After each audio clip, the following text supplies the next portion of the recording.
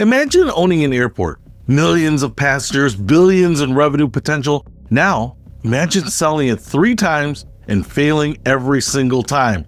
This is Midway International Airport, Chicago's second busiest. For over 2 decades, politicians have tried to sell it. They've signed deals worth billions, they've shaken hands with global investors, they've made grand announcements, and every single time, the deal has collapsed spectacularly, expensively, embarrassingly. This is the story of the airport that never was, how Chicago's obsession with privatization cost the city billions and turned a major airport into the deal that always got away. Act 1, the first vision. 2005, Mayor Richard M. Daley is riding high. He just sold the Chicago Skyway for $1.83 billion, nearly double what anyone expected. The privatization bug has bitten him hard. But Daley wants something bigger, much bigger. Midway Airport. 7,000 flights a month, millions of passengers, and unlike the Skyway, this is a true crown jewel of city infrastructure. There's just one problem: federal law. Since airports receive federal funding, they can't simply be sold. The FAA created a pilot program in 1996 allowing 5 airports to be leased to private operators, but by 2005, only 1 slot had ever been used. Daley applies for one of the 4 remaining slots. It's a long shot, but he's feeling lucky. After all, he just pulled off the Skyway miracle. By 2008, everything is different. The financial world is collapsing, credit markets are frozen, but Daley sees the opportunity in chaos. This is the perfect time to sell assets for quick cash. Act 2, the first deal. Fall 2008, the birds come in. Citigroup leads a consortium including Vancouver Airport Services and John Hancock Life Insurance. Their offer, $2.52 billion for a 99-year lease. October 15, 2008, Daley announces the winner. It's the first major U.S. airport privatization. The consortium will operate Midway for almost a century. But there's a catch. The buyers need financing, lots of it, and the credit markets are collapsing around them. Lehman Brothers has just failed. Banks aren't lending. December 2008, the city council votes 49-0 to approve the deal. Aldermen see the $2.5 billion and say yes without hesitation. The consortium makes a down payment, $126 million. Act 3, the first collapse. Winter 2009, the consortium scrambles for funding. They need $1.8 billion more. Banks that promised money vanished. Credit lines evaporate. The global economy is in free fall. The deadline approaches April 2009. The deal must close or it's dead. Citigroup, drowning in its own financial crisis, can't deliver. Vancouver Airport tries other sources. Nothing works. April 20, 2009, the inevitable announcement. The deal is dead. The consortium can't secure financing. The privatization of Midway is officially canceled. Daley tries to put on a brave face. The city keeps the $126 million down payment, essentially free money for the deal that never happened.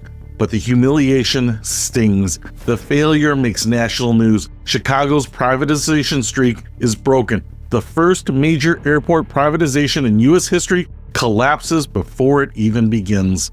Act 4, the waiting game.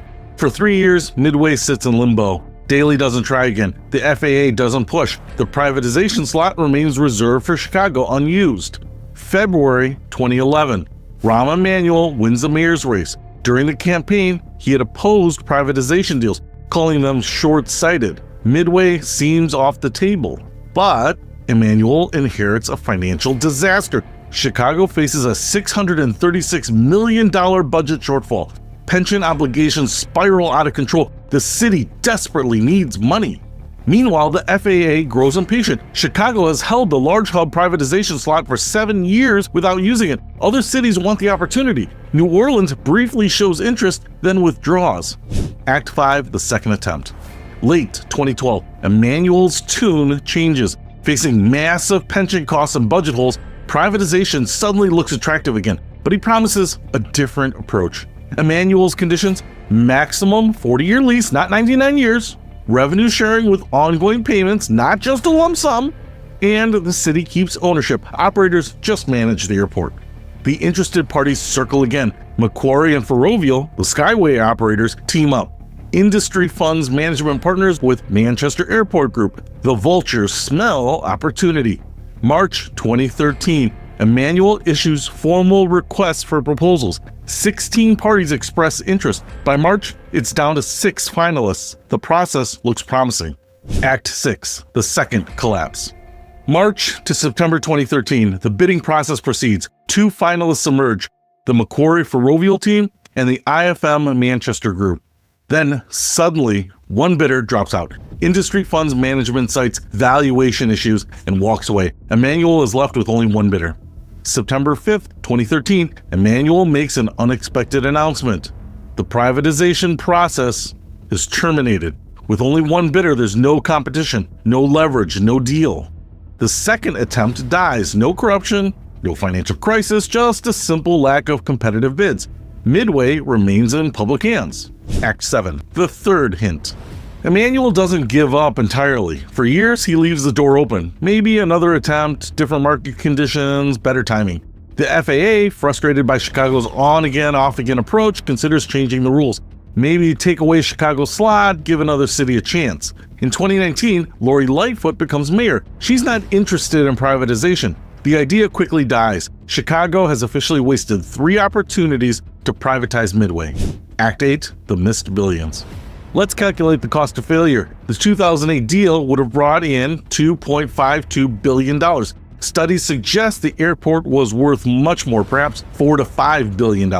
By 2013, Midway's value had grown. A second attempt could have yielded $2 to $3 billion with revenue sharing. Emmanuel's terms might have generated more long-term income than Daley's lump sum approach.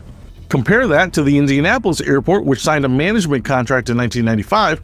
BAA operated it for 10 years, increasing profits from $17 million to $28 million annually. Chicago could have made much more with a full privatization. Today, Midway operates as a typical public airport. Southwest Airlines dominates it, carrying 90% of the passengers. The airport handles 22 million passengers annually, but generates modest profits for the city. Act 9, the political game. 3 mayors, 3 attempts, 3 failures. Each politician had different motivations, different approaches, different excuses. Daley saw privatization as his legacy. After the Skyway success, everything looked like another deal to be made. The 2008 financial crisis was both opportunity and obstacle. Emmanuel wanted to be smarter than Daley, shorter terms, better conditions, but his political calculation failed. With only one bidder, he had no power to negotiate. Lightfoot represented a different generation of Chicago politics, less willing to sell public assets, more skeptical of privatization promises. Act 10, the consultant's game. Each failed attempt enriched someone. The consultants.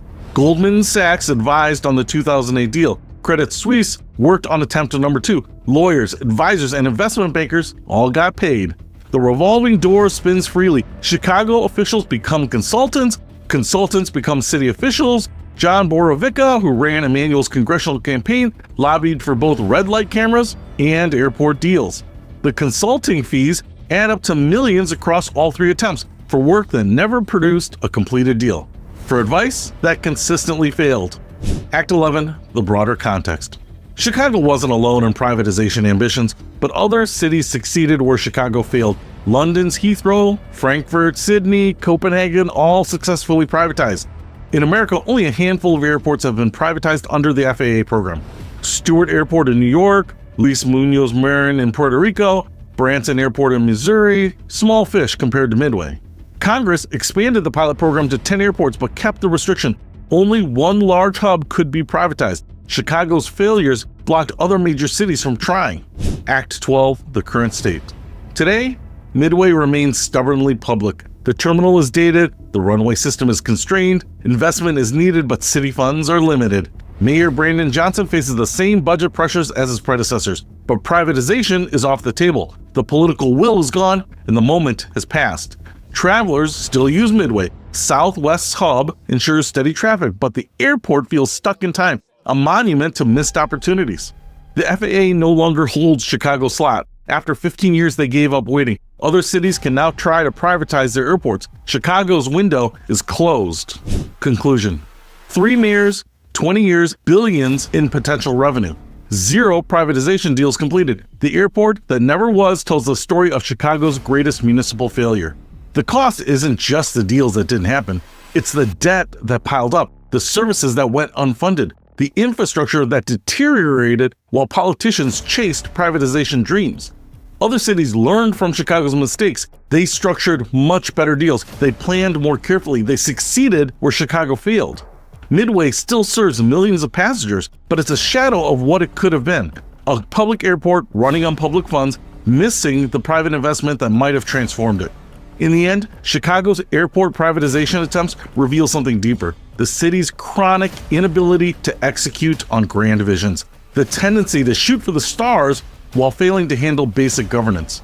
The airport that never was stands as a testament to the saying, almost doesn't count. In a city famous for getting things done, Midway privatization is the deal that never was, the opportunity that never came, the airport that, despite 3 tries, could never break free from public ownership. Total value of privatization attempts, $7+ billion. Number of successful Chicago airport privatizations, 0. Years spent trying, 20. Consulting fees paid, millions. Chicago's rank for the worst airport privatization record, number 1.